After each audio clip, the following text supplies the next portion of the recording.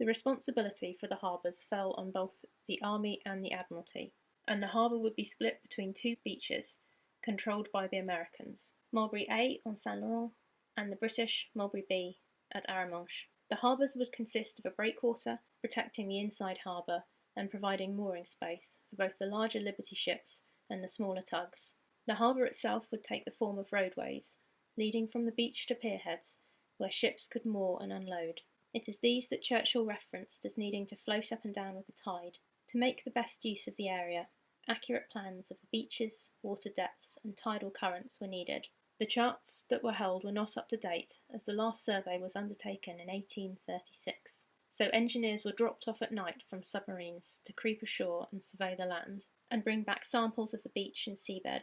Aerial photographs were also taken of the entire coastline, from the Bay of Biscay to Norway, to avoid raising suspicion, as it would if the Air Force concentrated on just one spot.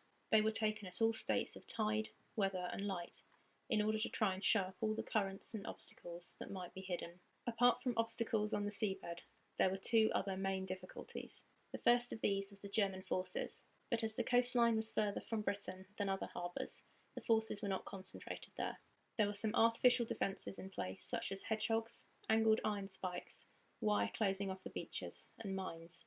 Even these were inconsistent, however, as there were more defences and artillery at the American-led beaches than at Arromanches. The engineers trained in Britain to detect, destroy, and remove the obstacles, with the series of armoured vehicles known as Hobart's Funnies coming into play. The second serious obstacle was deemed to be the weather, in the form of high tides and rough seas that could damage the harbour. As the harbour was intended to be used in the summer only, the likelihood of serious storms was thought to be minimal. The Mulberry Harbour was approved at the Quebec Conference in August 1943, leaving only 8 months until the first planned date of the 7th of May 1944 for Operation Overlord to begin. With a date set, the construction had to begin as soon as possible. The War Office had always been responsible for harbour works for Army personnel, and there had been some research done on breakwaters and floating roadways previously. A new branch of the War Office was formed, called Transportation 5, or TN5, which controlled port construction, repair, and maintenance companies. It also managed to get permission for a continuous float from the Treasury to pay for the operation, a thing never before managed. Our next video will cover the construction of the harbours, so tune in next time, and we'll leave you with this aerial photograph of Mulberry B, the British section at Arromanches.